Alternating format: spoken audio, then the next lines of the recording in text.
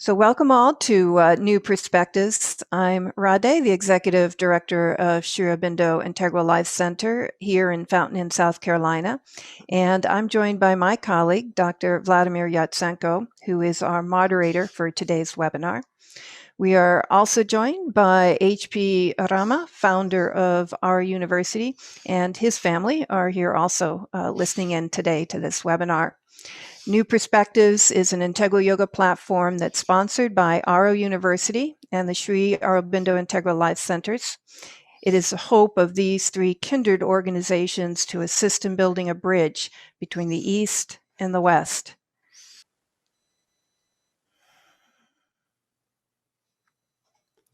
So today's topic is Desire is the Helper, Desire is the Bar. Sri Aurobindo and the mother spoke extensively on desires. And once when someone asked a mother whether purchasing various items at the bazaar was good or not, the mother responded, "One cannot make such general rules. This depends on the spirit in which you make your purchases. It is said that you should have no desires. If this is not a desire, it is all right. But you understand there is no movement, no action, which in itself is good or bad. It depends absolutely on the spirit in which it is done." So today, to help us better understand the roots and origin of desires, as well as its causes and possible cures, we have with us Ameeta Mehra, founder and trustee of the Gnostic Center in New Delhi. We welcome you, Ameeta, today. Thank you so much for joining us. And we're certainly looking forward to your discussion today as we find this a very important and relevant topic. So what I'll do now is turn it over to Vladimir, our moderator, and he will more formally introduce Ameeta and also open today's New Perspective webinar. Vladimir? Yeah, thank you, Radhe. Yeah, we are very happy to have with us Ameeta today again. And please allow me to introduce her in a few words. Since the age of 14, Ameeta had one dream: to change the educational system of India. And after completion of college, joined Mirambika as a teacher for 4 years, where she became grounded in the educational philosophy of Sri Aurobindo and the Mother. She is the founder of the Gnostic Center and the International Center for Integral Studies in Delhi, and over the years conducted courses and workshops in integral studies. To mention here only a few: explorations towards a new creation of the self and society, the science of living, meditation for inner growth and cultivating presence, etc., etc. Ameeta's published works include self-discovery books such as Dhyana, Meditation for Inner Growth, Abhaya, Fear, Its Cause and Cure, Karma Yoga, Perfection in Work, and Sadhana, A Guide to Self-Mastery. She is also the editor of the Gnostic Center's journal, The Awakening Ray. She won the Outlook Business Women of Worth Award in 2017. Ameeta also heads India's leading stud farm, Usha Stud, a very beautiful place with the horses, which in the Vedic terminology symbolize the powers of the dawn, of a new day. So Usha Stud became a symbol for manifestation of a new consciousness in life. With this brief introduction, I would request Ameeta to address the audience. Please, Ameeta. Thank you and good evening. Thank you so much for inviting me on this topic. In fact, I have to first give a kind of disclaimer that Vladimir suggested the topic and I took it on as a challenge. I have to say that I'm very much on the journey of understanding desire, its roots, and trying to overcome them in my life. So I thought I would design today's session more like a contemplative exploration that we all take together.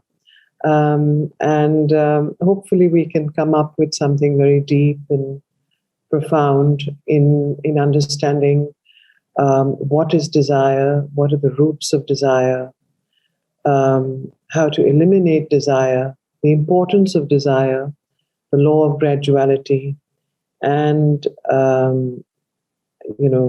some of the ways that Sri Aurobindo and the Mother have spoken of, which can help us to take the next steps forward.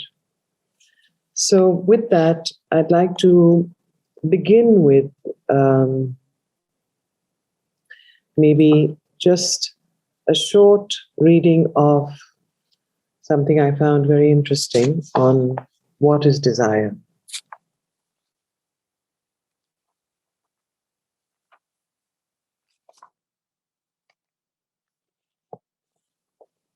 Desire is the most obscure and the most obscuring movement of the lower nature.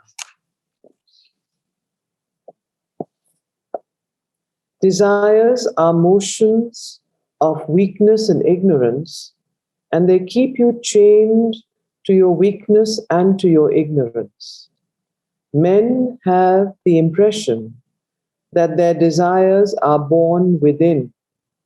They feel as if they come out of themselves or arise within themselves, but it is a false impression. Desires are waves of the vast sea of the obscure lower nature, and they pass from one person to another. Men do not generate a desire in themselves, but are invaded by these waves. Whoever is open and without defense is caught in them and tossed about. Desire, by engrossing and possessing him, makes him incapable of any discrimination and gives him the impression that it is part of his nature to manifest it. In reality, it has nothing to do with his true nature. It is the same with all the lower impulses, jealousy or envy, hatred or violence. These too are movements that seize you, waves that overwhelm and invade. They deform, they do not belong to the true character or the true nature.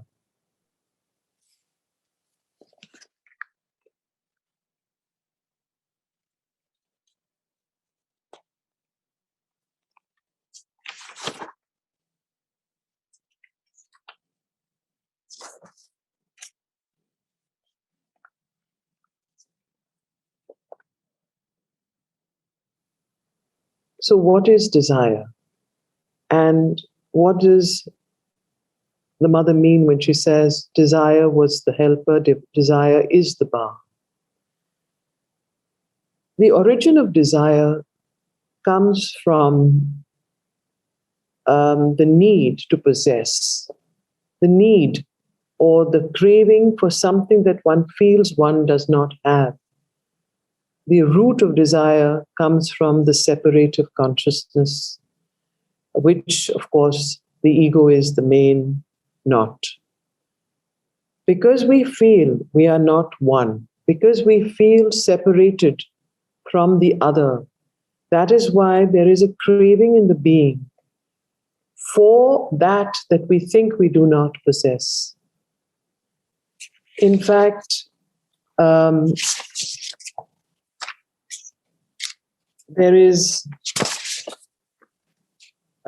in desire itself, there is a wonderful thing that I read, which really spoke to me about how important it is that we rise from a lower desire to a higher desire.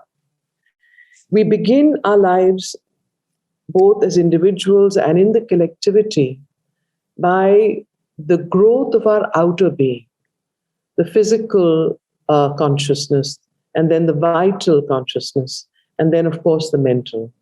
And if you see, when we look back on our lives, we see that we begin first by a certain desire for food, for nourishment, a desire to grow in terms of our body, grow in terms of our life experience, possessions, leading a good life and having all that. But as we continue, those very things, those very trappings that we have got for ourselves, because they are the way of growth for the consciousness, become a fetter to us. And that is the time that when we are ready to give up those desires. So the law of graduality is something that works in desires. The mother was very practical in her guidance and in her approach. She did not, in the ashram, ever sort of repress or try and push anything down anyone's throat. There was always this incredible freedom to explore, to grow, to develop in every way. But when she found, and there will be a time that each of us has to find our own way and our own timing for it, when we find that these desires that helped us to grow at one point in our life now are becoming fetters in our growth forward, that is when we are ready and internally ready to give up those desires. And the mother always said that it is listen to your inner voice, listen to your psychic being. The psychic will guide you. The inner being will guide you. You will feel somewhat, what should I say,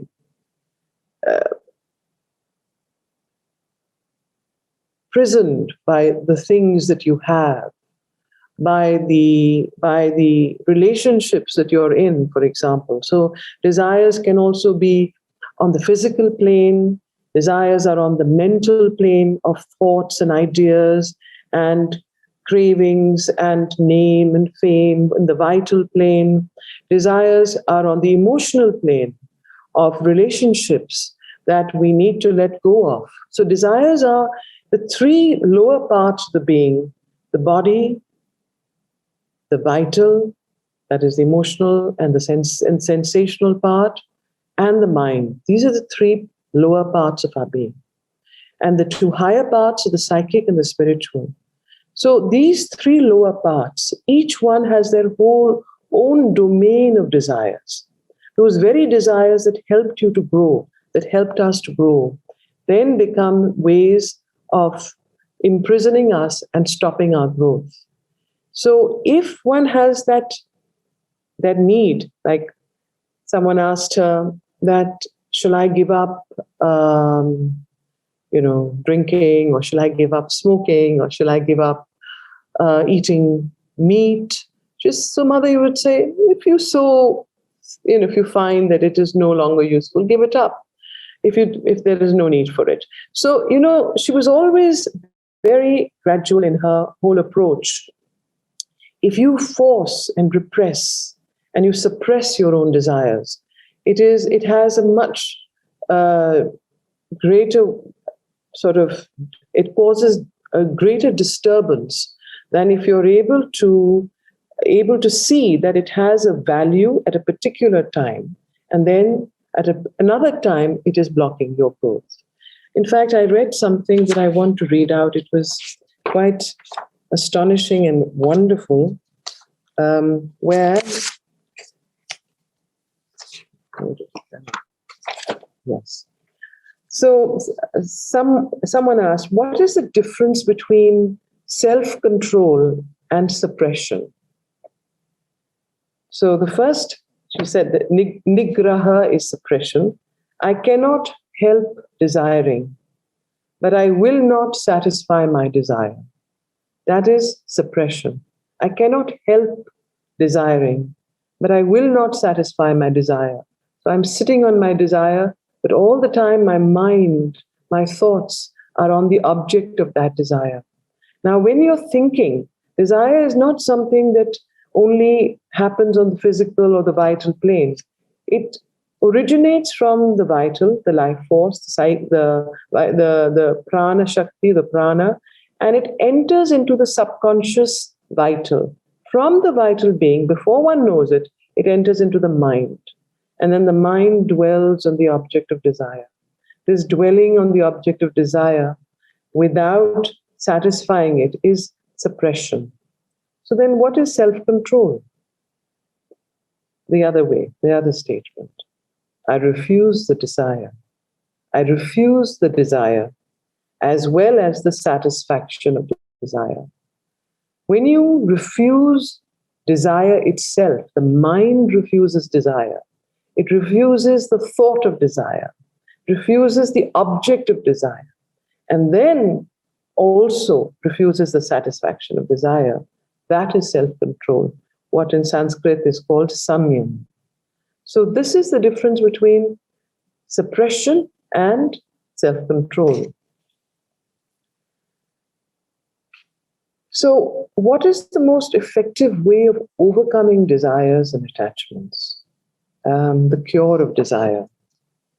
I did a bit of study on that, and I also sort of contemplated and made a worksheet out for myself. And when I was writing out my own responses, I felt it was important perhaps that we can do it together. So we will do a contemplative worksheet at a little later date.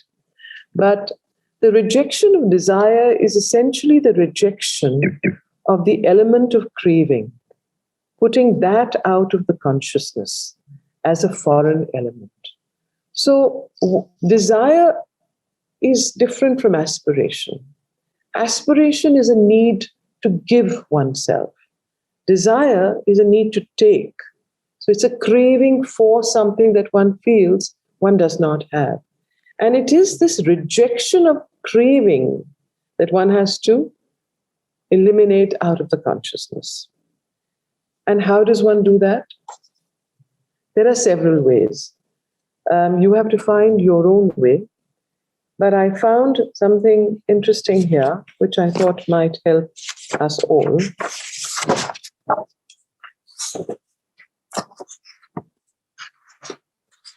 How does one eliminate desire?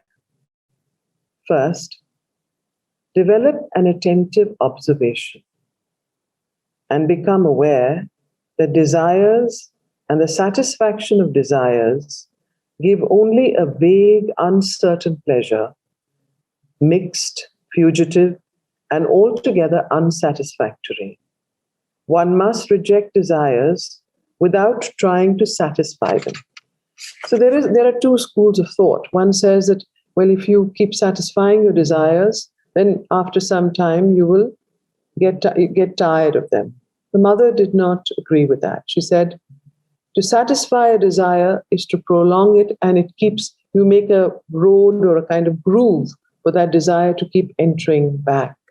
If you want to eliminate a particular desire, the only way to do it is to reject that desire first from the mind, from the vital, from the physical, by not going to do what that particular thing is. So, for example, if you have the desire every week to go shopping and you have to buy something, or you have the desire for a particular kind of food, by consuming it or by giving into it, you will not be able to reject or to eliminate that desire. You have to completely stop first the physical movement towards it, and then work on the vital and the mental movement of dwelling on it. So,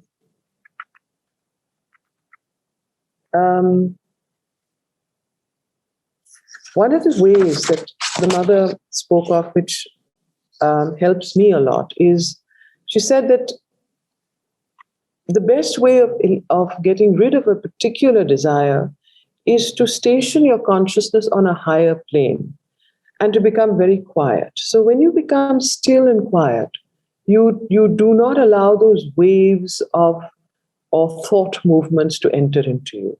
And the moment you take a poise on a higher station of consciousness, which is either the inner being or the psychic or the higher mind, the lower consciousness then begins to loosen its hold on yourself.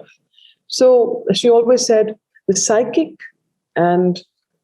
consciousness is a very, very important tool to be able to overcome one's desire.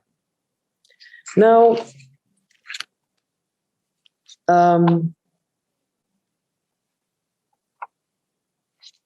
I will leave certain things for question and answer, so I'm not going to go on for very long. I thought a question and answer session would be more useful and interesting, but I did want to do this worksheet. So think of one instance when you tried to give up a strong desire. What was your experience? Think of one strong desire that you feel now and that you tried to give up that desire. What was your experience? The process you went through and the result. If you have a paper or pen, or if you'd like to just contemplate on it, we can do that. If you'd like to write it down, we can do that. This is absolutely for yourself. It need not be shared, and nobody is going to ask you. So please do it as honestly and as sincerely as you can. Think of one instance when you tried to give up a strong desire. What was your experience?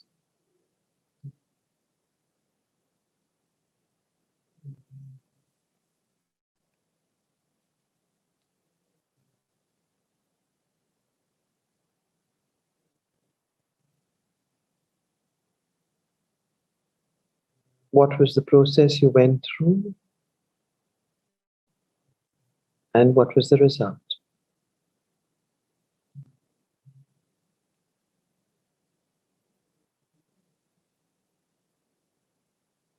Second question. In your personal experience with desire,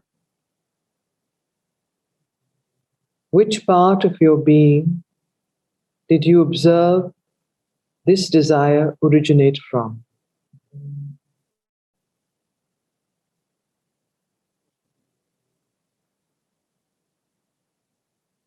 Was it the mental being, the vital being? Was it a combination?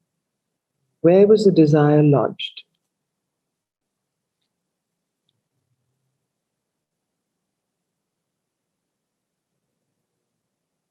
And the third question, what kinds of desires do you find most difficult to give up?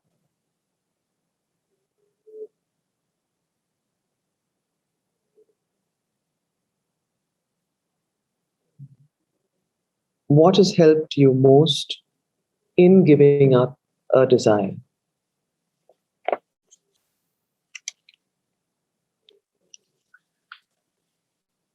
Before I end, I thought I'd like to just read this. I found it extremely deep and profound.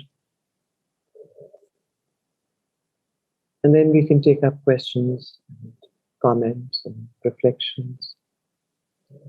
In the conscious mind, that which was still only a vital hunger in subconscious life transforms itself into higher forms. In the conscious mind, that which was still only a vital hunger in subconscious life transforms itself into higher forms. Hunger in the vital parts become craving of desire in the mentalized life. Straining of will in the intellectual or thinking life. So desire is not just something that drives the physical and the vital. Desire is as much the straining of will in the intellectual or thinking life. There is also a deep desire and straining, and that's why people have nervous breakdowns. When desire catches hold of the mind and the thinking life. So hunger in the vital parts becomes craving of desire in the mentalized life, straining of will in the intellectual or thinking life.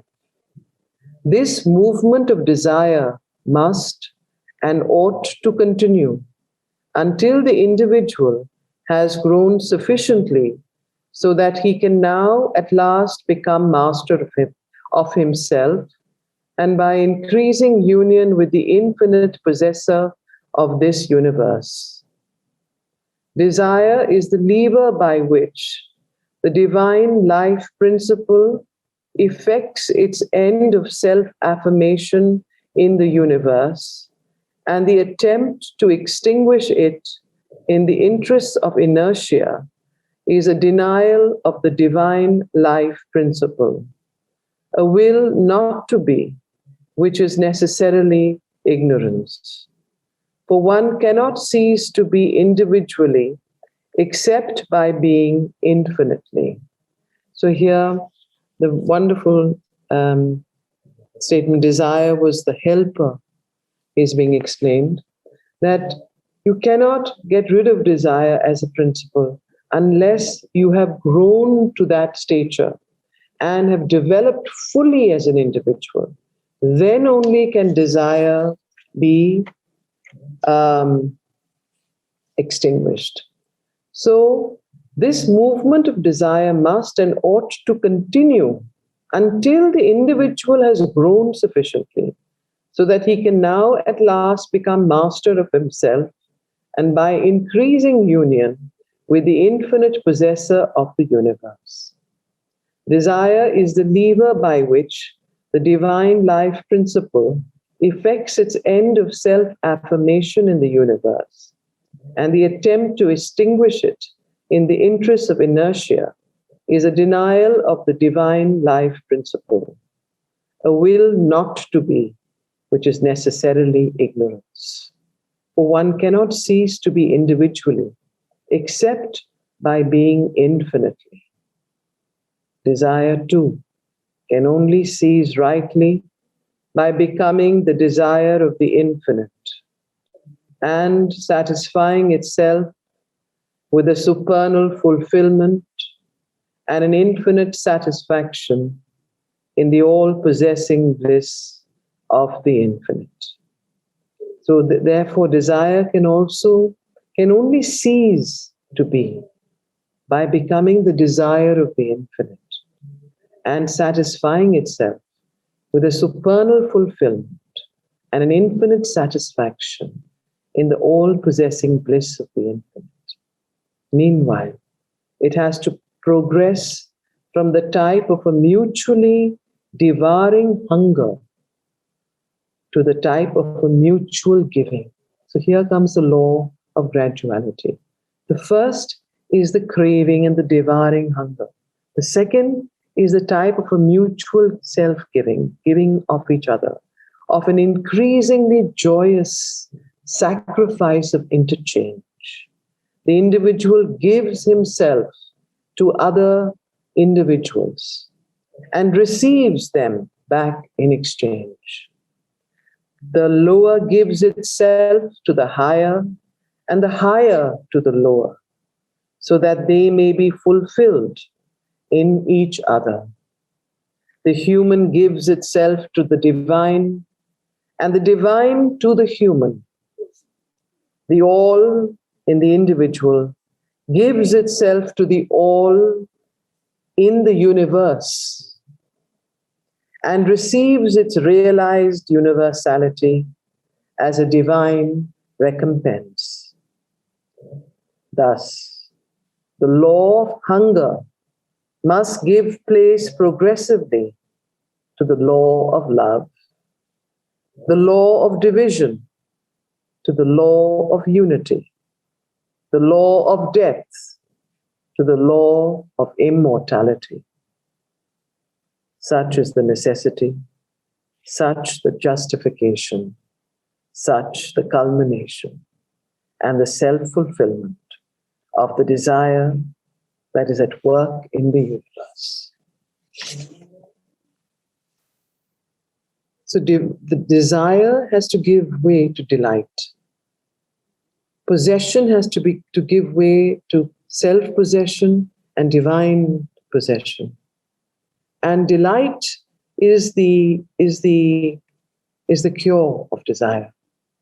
But that delight that resides in the divine, that gives of itself, does not crave and hunger, but surrenders and gives.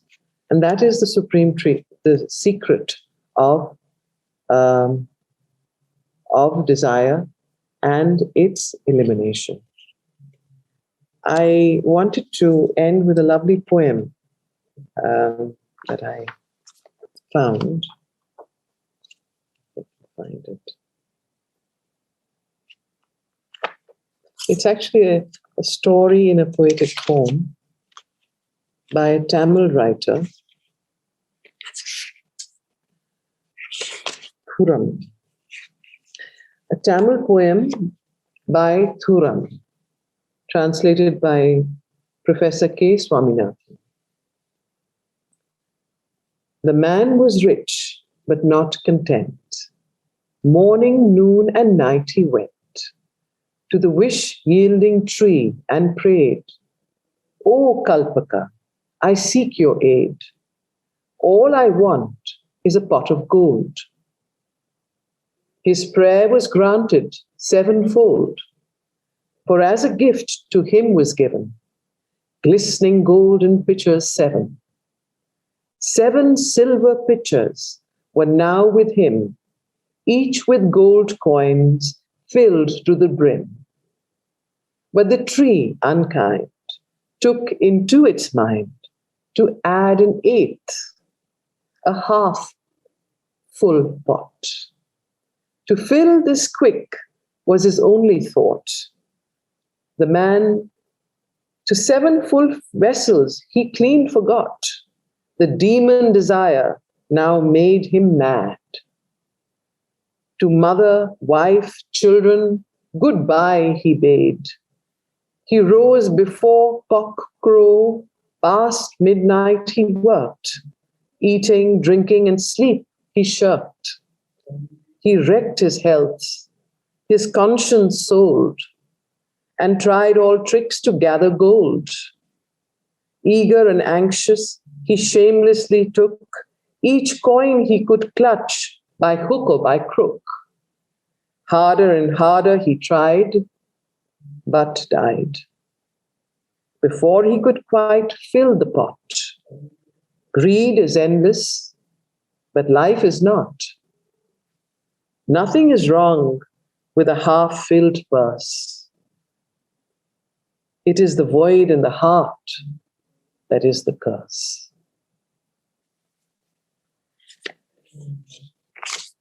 So, with that, any questions or comments? Please. I open it up. Vladimir, I don't know how. Thank you, Ameeta. There are several questions here, and we can go one by one.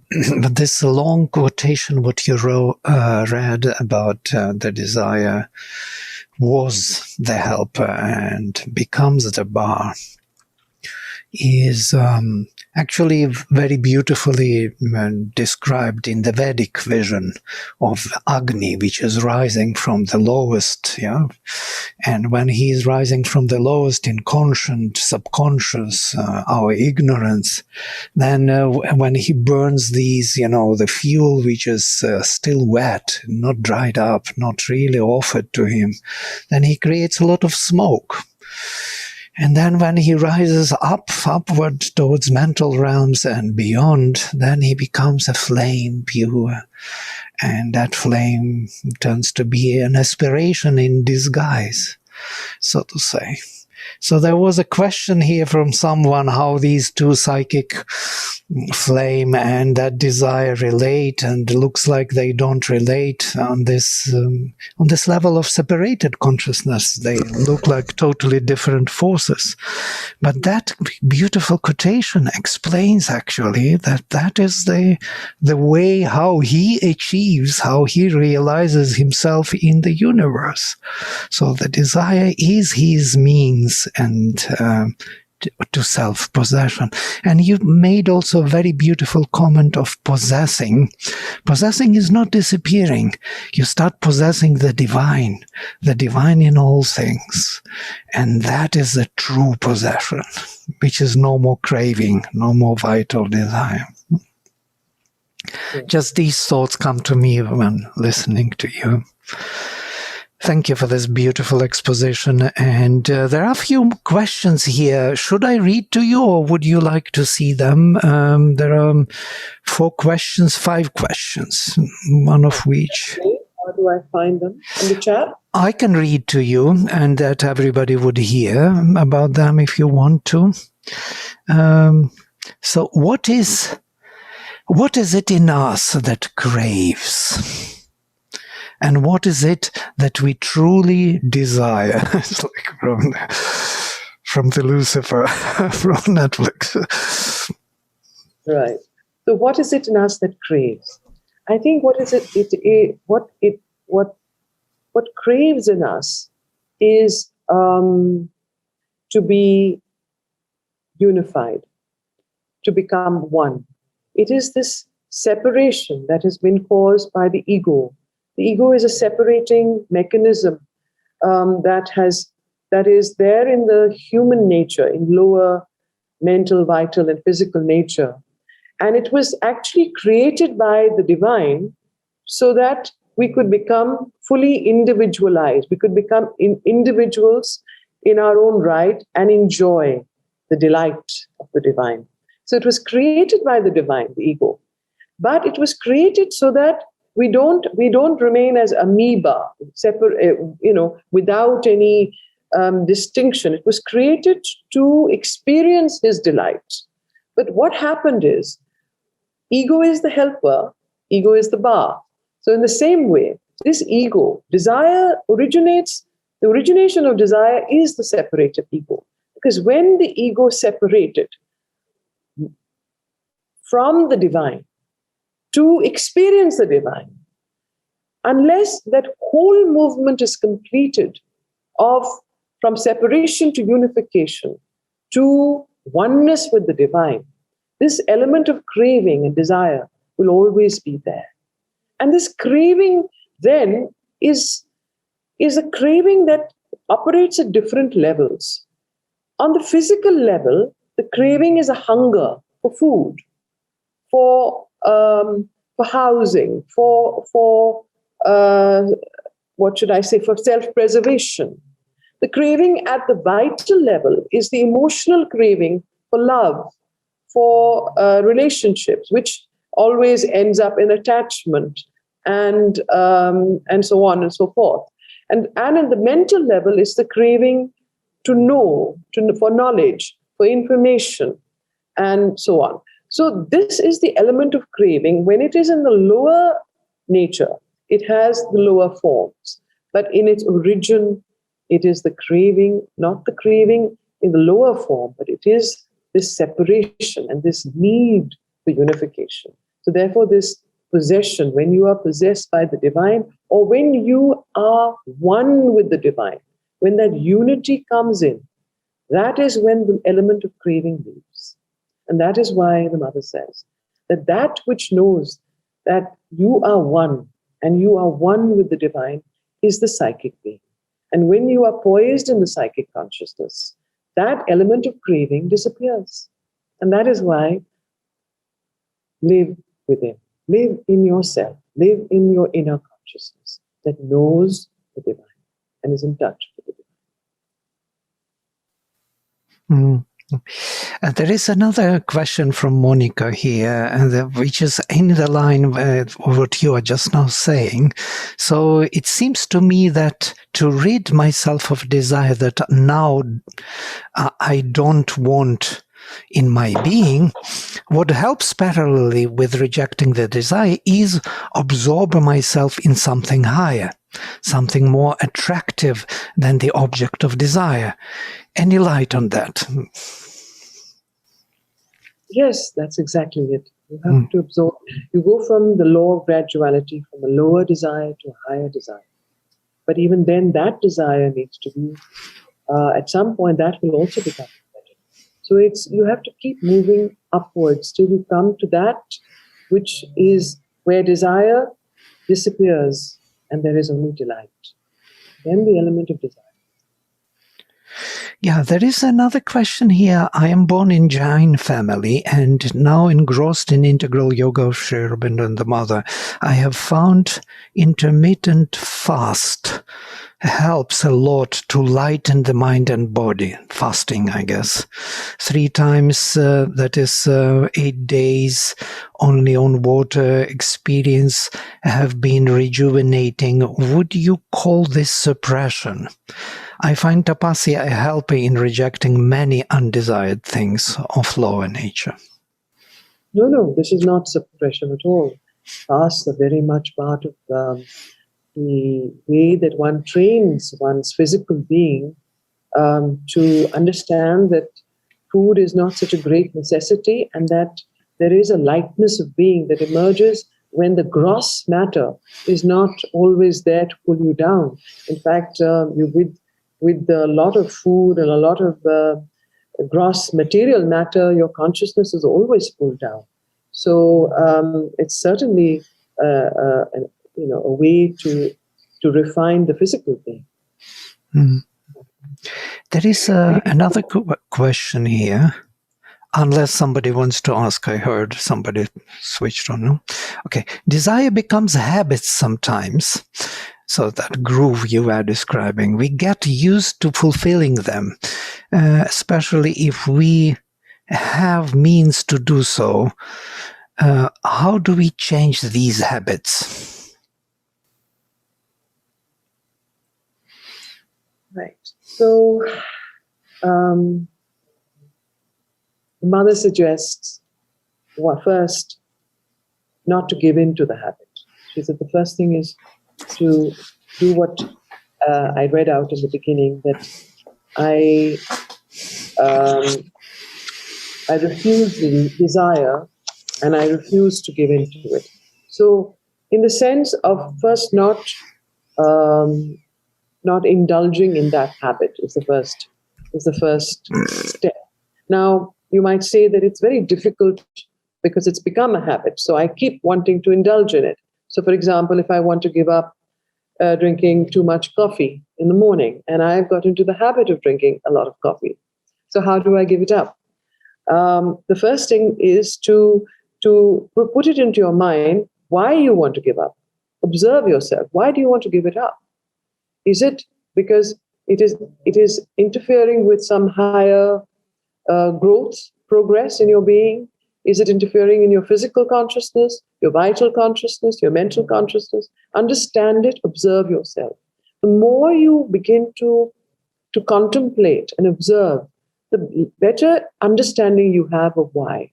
Then it is easier to stop the habit. Once you understand why you're doing it, then you will say, okay, I do not wish to do it. The day you say, I reject this desire, I reject this thing, then after that, it's easier to stop doing it.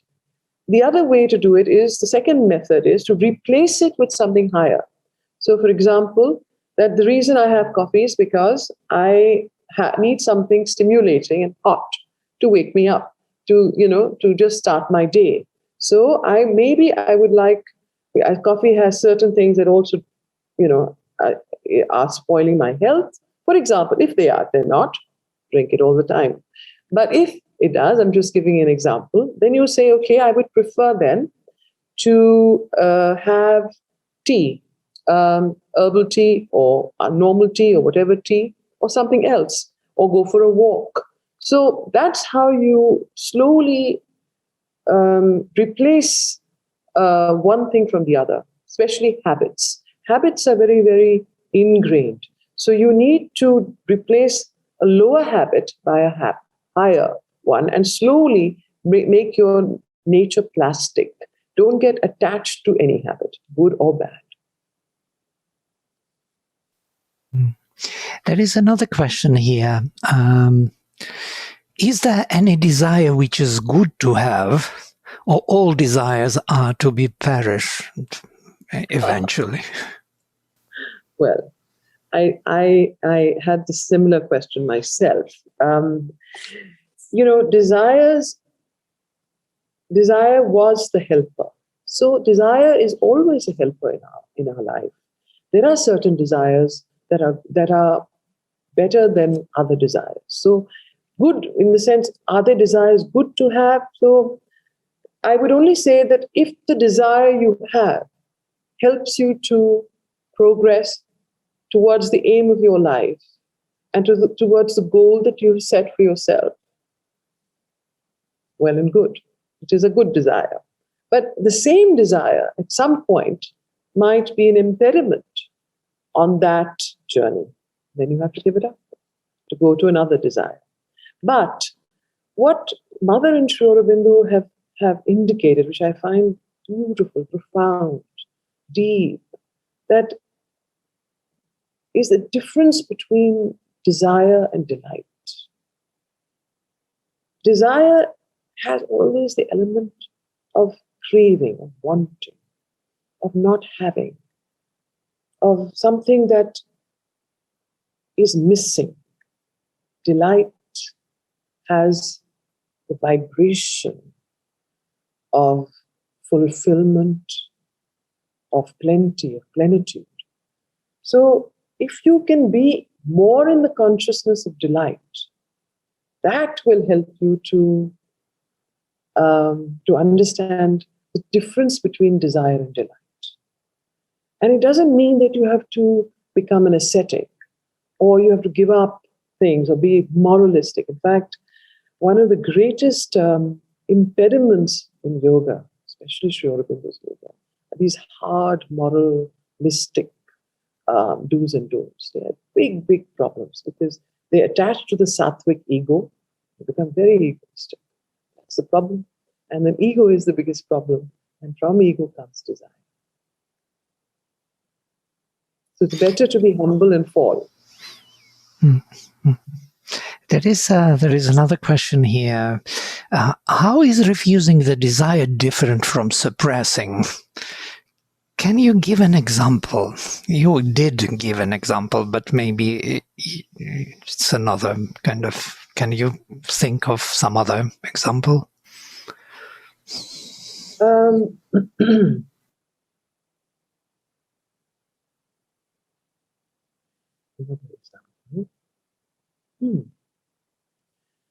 Well, how is giving up a desire different from suppressing?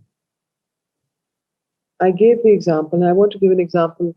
I had a conversation with a friend, I think who was online, who was telling me yesterday that, she felt very deeply, and I had the similar experience. Some of you, I think a lot of us have had it.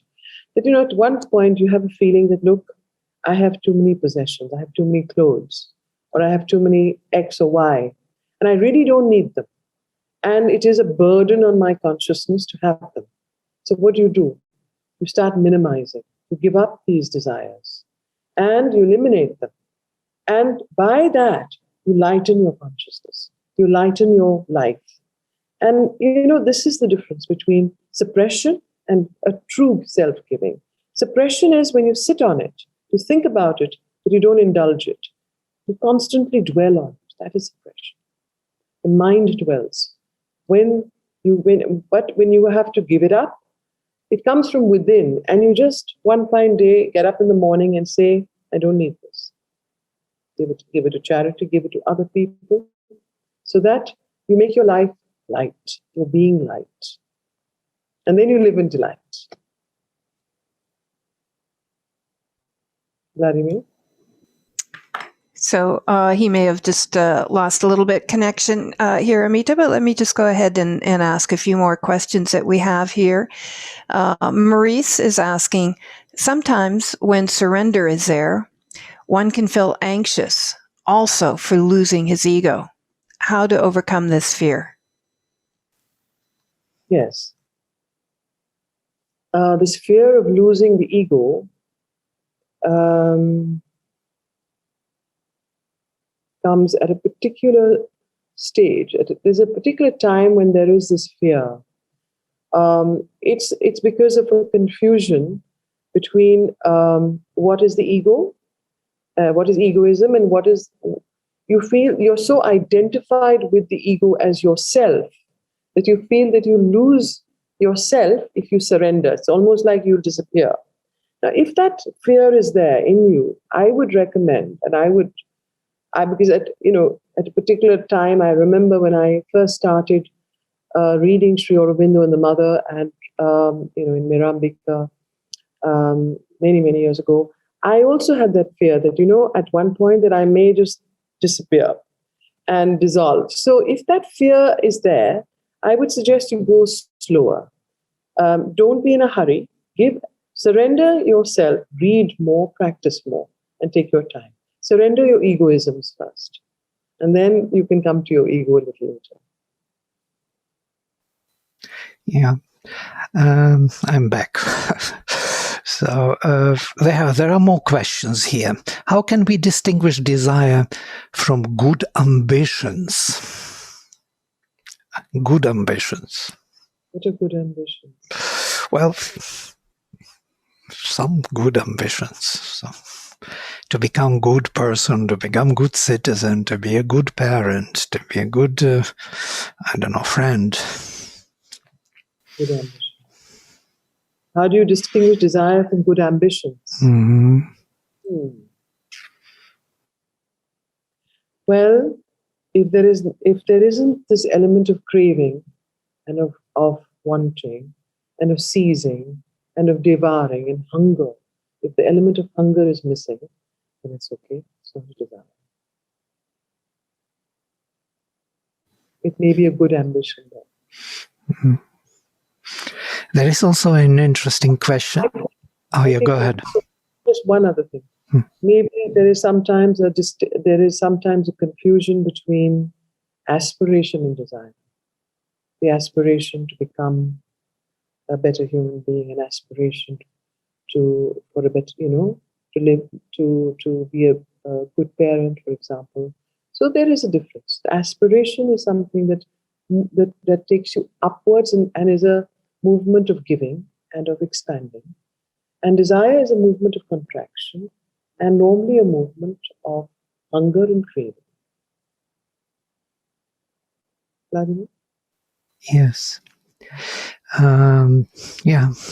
There's another question from Nishat, but I have the desire for Ananda of Krishna and for Ahaituki Bhakti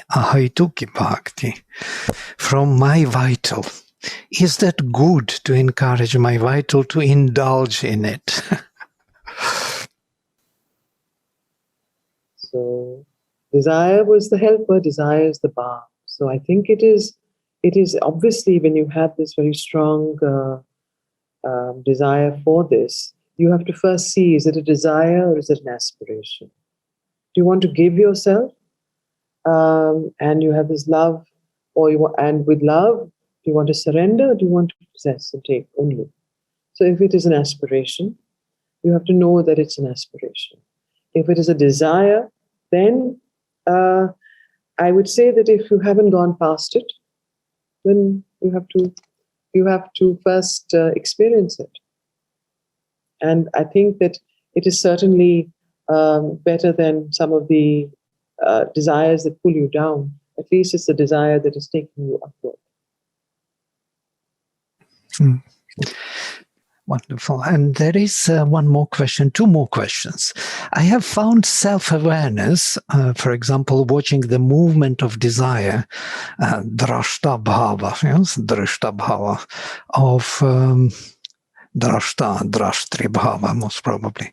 Being a witness helps to loosen it, to loosen its hold, I guess, and dissipate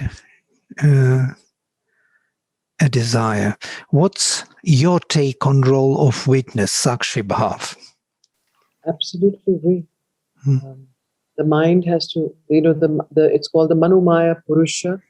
It is the witness, the mental witness that detaches itself and observes and sees the flow of desire, the cravings that come into the consciousness, that you think are yours, but actually come from the vital subconscious, enter into you, invade you, then come into your vital being, and then come into your mind as persistent craving and persistent hungers.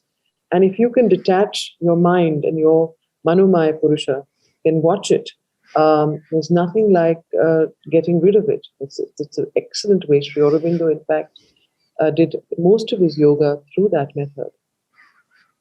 Mm-hmm. That is the last question, which is profound, from Savitri. A world's desire compelled her mortal birth. Please explain how world desire differs from personal desire.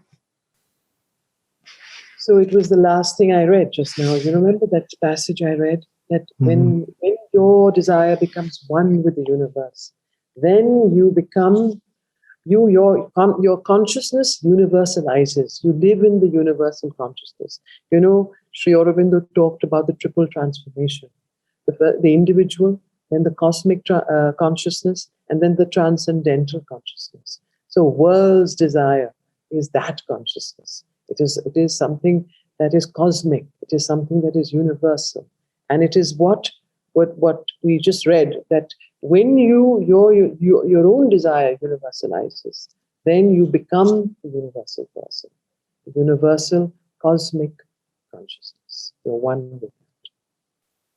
So basically, to acquire even on the level of desire, so to say, to want to appropriate, to enlarge oneself, is a normal movement in the world, actually.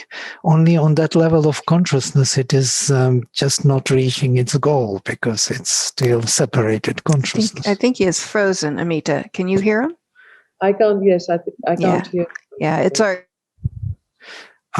Okay, that's the problem. We'll give him a second, but there, you're back. We couldn't hear you, Vladimir. You froze. Okay. Yes, we have a problem with connection here in Lagos now. But this idea of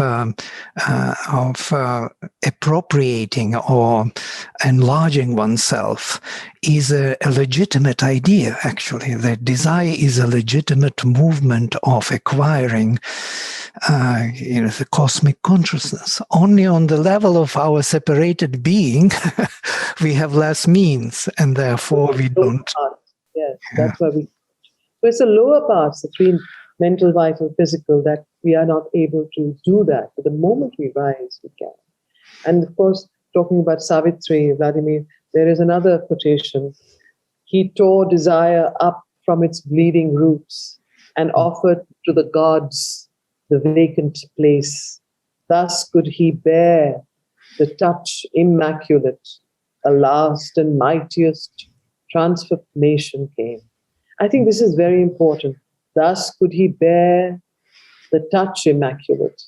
So, in a sense, to be able to bear that touch immaculate, desire has to be torn up from its bleeding roots and offered to the gods the vacant place. And this is what he did, Sri Aurobindo. And that vacant place was filled with the delight of him. Thus could he bear the touch immaculate. A last and mightiest transformation came.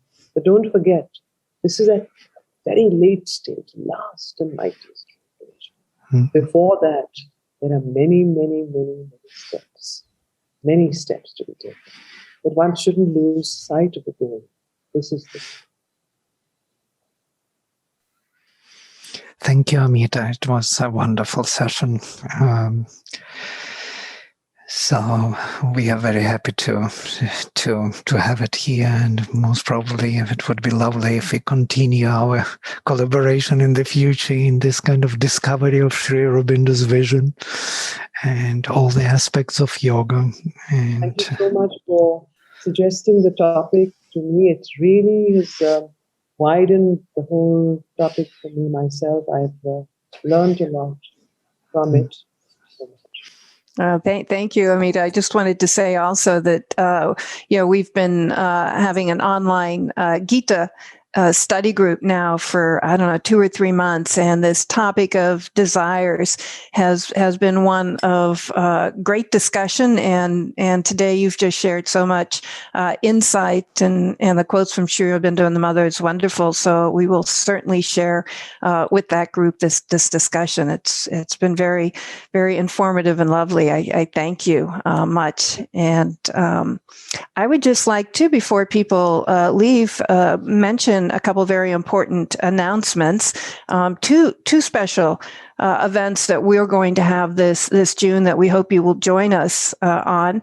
On June 5th, New Perspectives will host the U.S. Sri Aurobindo Centers as they come together to share their focus and future direction, their programs, events, study groups, and more. So we hope you will join us to learn more about what's happening in the U.S.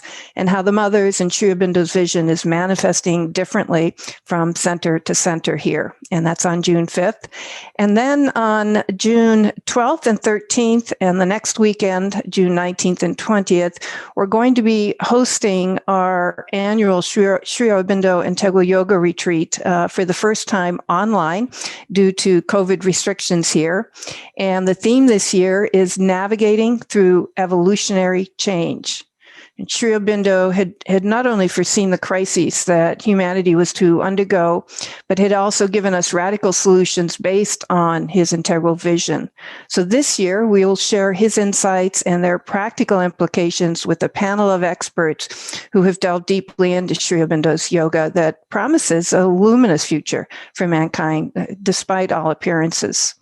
So be sure to look for an email announcement tomorrow that will go out very specifically on these two events, and register and hope again that you can join us.